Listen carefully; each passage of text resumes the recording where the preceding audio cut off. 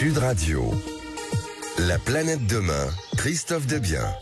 Bienvenue sur Sud Radio dans La planète demain, l'émission qui aborde l'écologie de façon positive et optimiste. Alors dans la seconde partie de cette émission, nous aurons le plaisir d'accueillir Jamel Cognez, directeur général de Spark Innovation, un incubateur situé à Villeneuve-d'Ascq dans les Hauts-de-France, qui veut donner une seconde chance aux startups, mais pas que. Mais pour l'heure, nous allons parler immobilier et pour cela, aujourd'hui, nous recevons Fabrice Léger, président de la RIX France. Bonjour Fabrice. Bonjour Christophe. La RIX, c'est une organisation professionnelle internationale qui a été dédiée à l'immobilier, initialement fondée à Londres en 1868, si mes notes sont bonnes. Mais dites-moi, c'est une vieille dame cette RIX? Oui, c'est une vieille dame qui se réforme régulièrement, donc qui épouse la modernité en permanence. La RIX est implantée en France depuis 1991. Alors il y a 140 000 membres dans le monde environ, donc 90 000 en Grande-Bretagne. Donc effectivement c'est une vieille dame anglaise. Il y a 1500 membres en France et ces 1500 membres épousent tous les métiers de l'immobilier. Donc on a aussi bien des avocats, des notaires, des experts immobiliers, des agents immobiliers, des promoteurs qui sont membres de la RIX. Alors, nos auditrices et auditeurs ne connaissent pas forcément votre organisation. C'est vrai qu'on n'entend pas trop parler de la RIX dans les foyers. Pouvez-vous nous expliquer un petit peu ce qu'est plutôt précisément la RIX et quelle est sa mission essentielle? Alors, sa mission est avant tout de réguler, réglementer, organiser les différentes professions de l'immobilier en vue de protéger les clients de notre industrie immobilière. Donc c'est donner confiance dans l'industrie immobilière en contrôlant les membres qui travaillent dans l'immobilier. Lorsqu'on est professionnel de l'immobilier, comme vous l'annoncez, et membre donc de la RIX, quels en sont les bénéfices d'être membre? Alors les bénéfices, c'est que comme il s'agit d'une organisation professionnelle internationale, on a les mêmes codes partout dans le monde. Donc quand vous avez un client anglo-saxon ou un client allemand qui vient en France et qui souhaite investir dans l'immobilier, etc., et s'il est lui-même RIX, eh bien il va s'adresser à des gens qui sont RIX avant tout. Alors, vous savez, dans La planète demain, nous parlons d'écologie positive, de nouvelles technologies vertes. Alors, la RIX est-elle porteuse de ces valeurs environnementales ou de valeurs environnementales, ou applique-t-elle une politique RSE, par exemple? C'est le grand cheval de bataille en ce moment de la RIX. On a une présidente monde qui est très engagée sur ce sujet. Depuis plusieurs années, nous sommes membres et partenaires du CIPCA. Alors le CIPCA, c'est quoi le CIPCA? Alors c'est un salon de l'immobilier bas carbone, et donc qui se déroule la prochaine édition, et c'est 7 et 9 octobre, et nous sommes partenaires. Nous allons organiser des conférences et mettre en avant des jeunes pousses, des jeunes start-up qui parlent d'immobilier, qui notamment la société Citovi, qui est une start-up qui aide les entreprises à bien organiser leur consommation et à réduire les différentes consommations de leurs immeubles. J'imagine que cette société Citovi dont vous parlez travaille avec des nouvelles technologies, enfin je suppose. Absolument. Oui. Vous connaissez un petit peu leur système ou pas du tout, ou c'est juste sur une généralité que vous les abordez? Non, ils sont partenaires de la RIX, ils sont PropTech RIX, et donc on les accompagne dans leur développement. Et il y a pas longtemps, la semaine dernière, on faisait encore une conférence sur l'immobilier en général, et on leur a donné la parole pour qu'ils présentent leur métier et comment ils pouvaient aider les différents professionnels. L'expert immobilier a besoin de sociétés comme celle-ci pour pouvoir déchiffrer les problématiques qui incombent à un immeuble.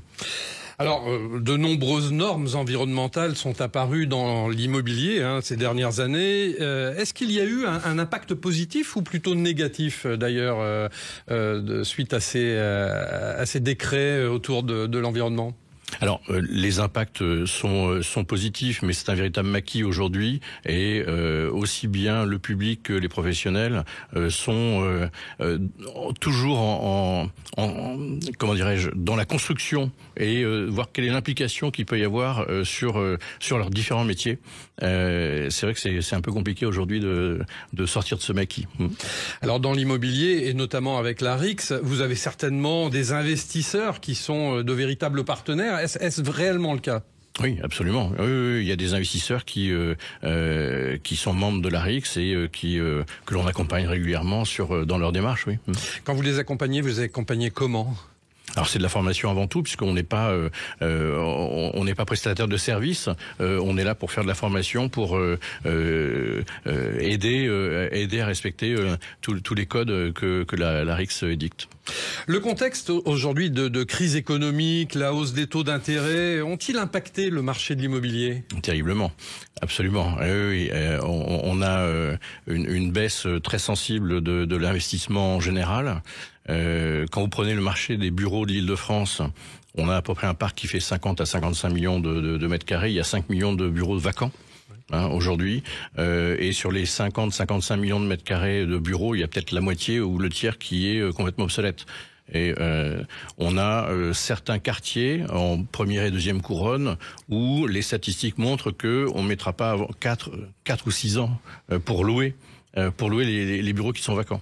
Ah oui, donc le futur est un petit peu gris, on va dire. En revanche, à Paris, tout va très bien. Quand vous êtes Paris intramuros, il y a des locations qui se font aux alentours de 1 000 € du mètre carré annuel. Vous passez le périphérique, vous pouvez tomber à 200 €. Ah oui, en effet, oui. C'est juste derrière le périph', hein. C'est pas loin. Oui, c'est énorme. Oui. Aux dernières nouvelles, tout le monde connaît aujourd'hui la loi Pinel. Elle est arrivée à la fin de sa vie, cette loi Pinel.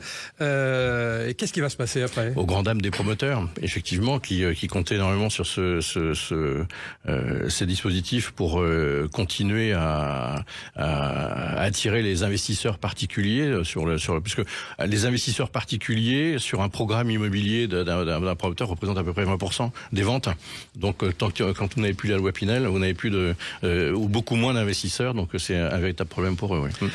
Alors, je vais revenir un peu sur les nouvelles technologies. Est-ce que l'immobilier a su prendre ce virage New Tech en faveur de l'environnement et si oui, de quelle manière ? Alors oui, ça se fait. Après, ça a un coût, et ce coût-là, on ne peut l'investir que là où l'immobilier est élevé, à un prix élevé. Donc ça s'est fait sur des marchés où on avait des valeurs vénales ou des valeurs locatives qui permettaient d'investir, sur ces nouvelles technologies. Alors justement, l'intelligence artificielle qui fait partie des nouvelles technologies, on va dire, est-ce qu'elle est intégrée dans les métiers de l'immobilier aujourd'hui ? Absolument. L'intelligence artificielle. Alors vous avez aujourd'hui des sociétés qui ont développé l'intelligence artificielle pour remplacer les experts immobiliers. Sur la partie habitation. Donc je suis allé rencontrer plusieurs, que ce soit à Paris, à Londres, où on me montre qu'effectivement, avec tout ce qui concerne l'open data, tout ce qui est accessible, on arrive à calculer la valeur d'un bien immobilier, un appartement ou une maison. Après, il y a toujours un truc qui manque, c'est la visite. Parce que si vous visitez pas le bien, comment vous pouvez apprécier réellement la qualité intérieure du bien ? Et même s'il y a plein de data qui existent, c'est toujours compliqué. Est-ce que l'intelligence artificielle va remplacer les experts immobiliers selon vous ? Alors justement, pour poursuivre avec cette expérience-là, ceux qui ont développé ces logiciels-là, aujourd'hui s'aperçoivent qu'ils ne peuvent pas le faire seuls et qu'ils ont besoin de la main de quelqu'un qui va contrôler ce qu'a fait la machine. Au final. Donc maintenant, ils essayent de vendre ces logiciels aux experts immobiliers en disant qu'ils iront plus vite grâce à ce logiciel. Mais vous voyez, il y a une limite à cette intelligence artificielle. Mais c'est important parce que on a besoin de savoir ce qui s'y passe. J'ai pris au board de la RIX en France quelqu'un qui s'occupe de ça et je lui ai demandé d'avoir une veille constante sur l'intelligence artificielle et quels être les changements de nos métiers. Autre chose, j'ai appris que vous organisiez jeudi prochain d'ailleurs à Paris une grand-messe annuelle sur le thème de quelles évolutions pour l'immobilier. tout un programme. Vous allez réunir tous les membres de l'ARIX, des professionnels de l'immobilier, mais aussi un parterre de personnalités qui interviendront à cette occasion. Pouvez-vous nous en dire un peu plus sur l'événement, justement? Alors, c'est un événement qui se passe à l'Automobile Club de France. On attend à peu près 800 personnes en présentiel. L'Automobile Club de France, donc à Paris, place de la Concorde, c'est bien ça? Merci, oui. On attend à peu près 800 personnes en présentiel et plusieurs milliers en distanciel, puisque ça sera également retransmis sur le site de l'ARIX. Il y a un lien qu'on pourra communiquer. On a différentes thématiques. Donc la thématique du commerce, comment révolutionner le commerce et comment adapter le commerce aux nouveaux moyens de consommation. Le bureau, avec la problématique dont on parlait tout à l'heure, tous ces immeubles de bureaux qui sont vides et qui sont obsolètes. Donc on a une table ronde sur le bureau, sur l'investissement également, puisque l'investissement s'est écroulé ces dernières années. Donc on a cette thématique. Et puis l'hospitality. Alors l'hospitality, dedans, il y a la partie hôtel, partie résidentielle, mais surtout la partie hôtel, où là, on est en revanche en plein boom depuis plusieurs années. Et alors même si les chiffres d'affaires des hôtels seront peut-être moins bons en 2024 qu'en 2023, on est quand même sur des belles performances en ce moment. Donc voilà, c'est des thèmes assez intéressants. Ok, merci beaucoup Fabrice Léger, président de l'ARIX France.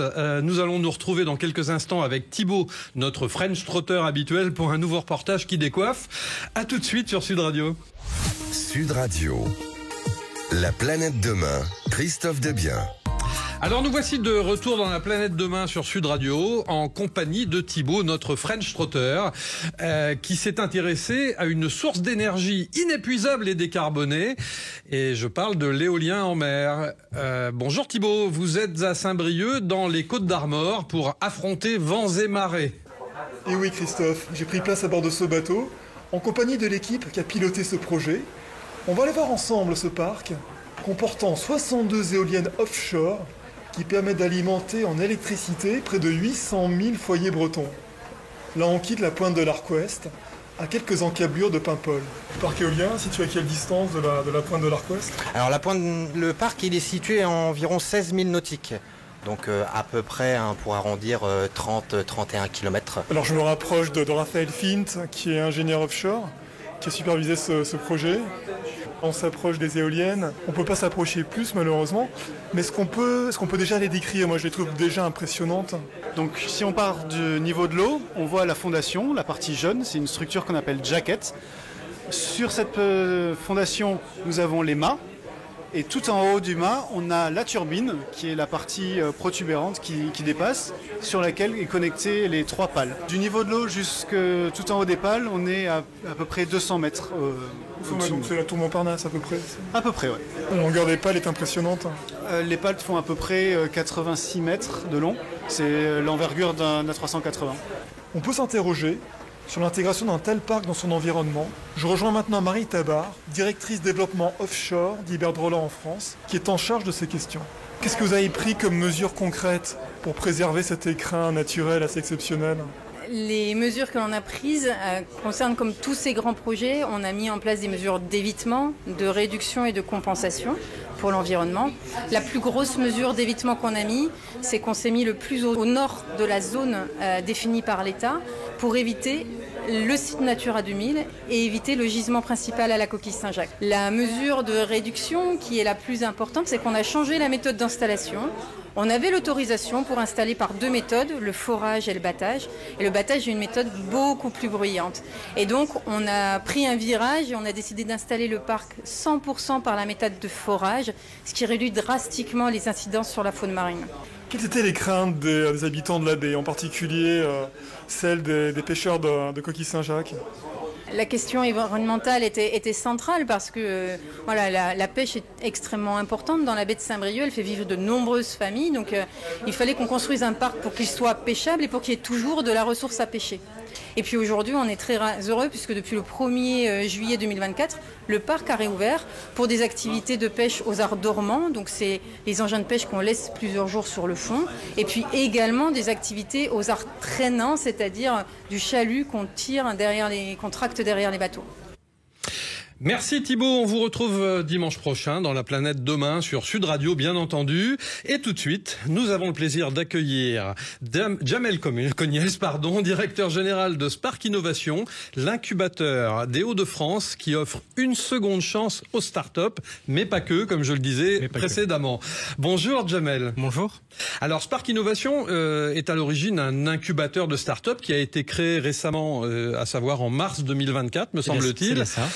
À Villeneuve-d'Ascq, donc dans les Hauts-de-France, sous une forme associative. Tout à fait. Vous en êtes le directeur. La mission que vous vous êtes donnée est donc d'accompagner des projets innovants, mais dans quel domaine ? Alors, en fait, il faut repartir juste un petit peu en arrière. En fait, ça fait maintenant 10 ans que je suis startup manager dans d'autres incubateurs.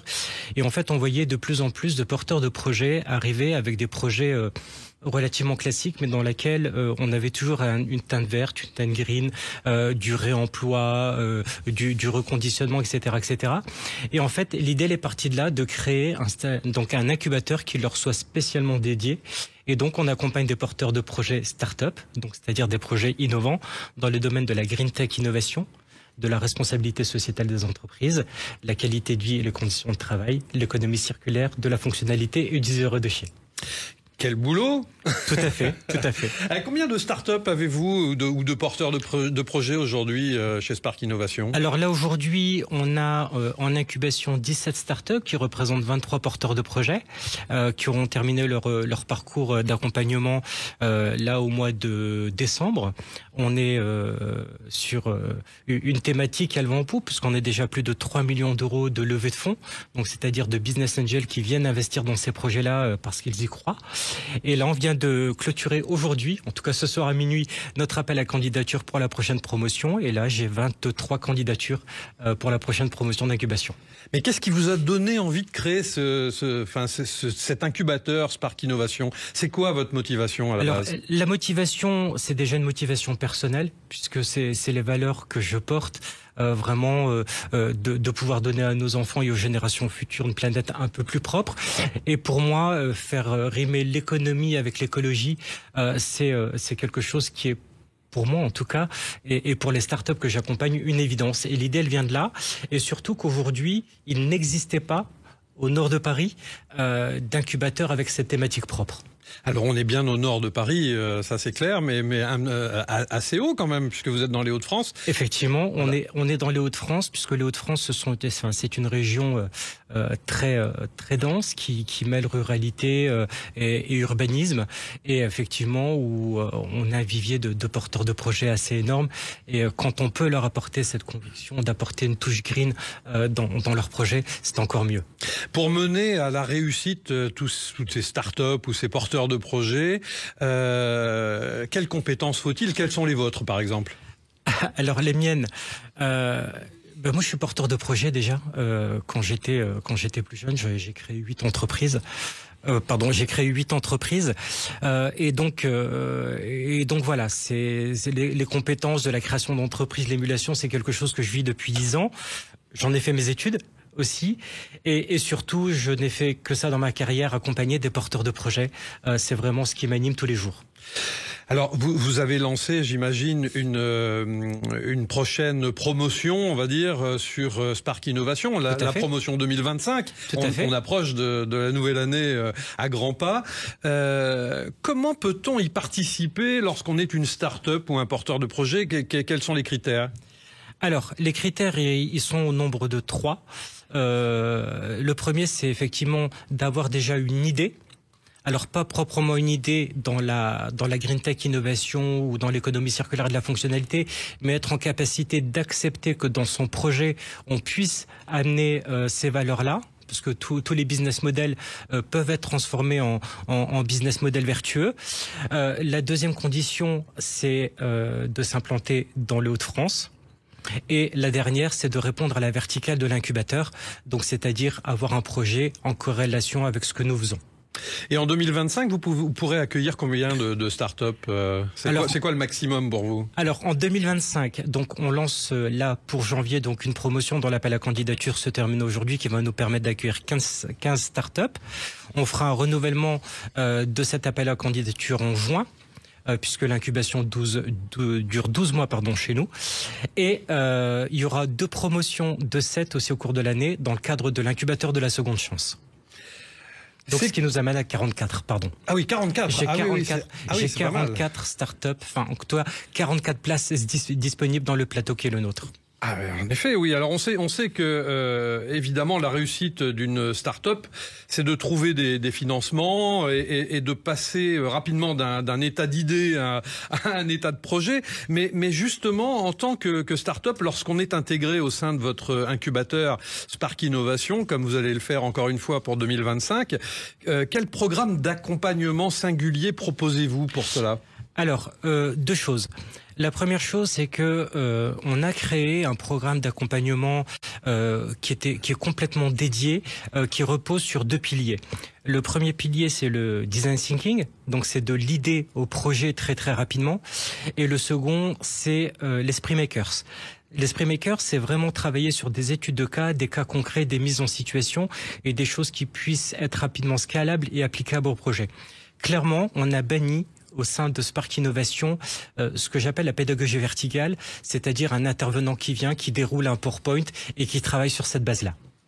Alors, vous avez aussi développé 2 axes dans votre incubateur. Vous en parliez tout à l'heure, l'axe green et l'axe seconde chance.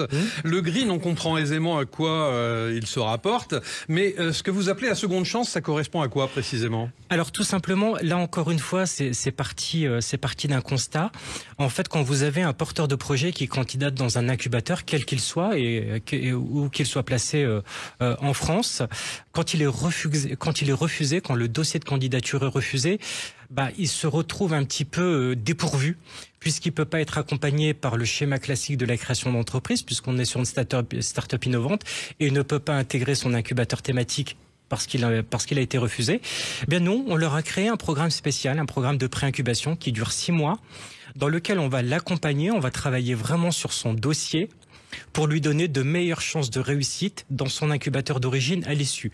Donc l'idée n'est pas de travailler en concurrence frontale avec les autres incubateurs, mais vraiment travailler en complémentarité, ce qui va leur permettre d'avoir des dossiers clairs, cohérents et prêts à l'incubation quand ils recandidateront chez eux. Oyez, oyez, start-up et porteurs de projets, c'est à Villeneuve-d'Ascq dans les Hauts-de-France que cela se passe. Spark Innovation vous y attend nombreux, en tout cas pour la promotion 2025. 44 start-up, c'est incroyable. Merci Djamel Cognès, directeur de Spark Innovation. Merci à vous. On se retrouve dès dimanche prochain à 12h30 dans La Planète Demain sur Sud Radio, bien entendu. À la semaine prochaine et surtout, soyons positifs.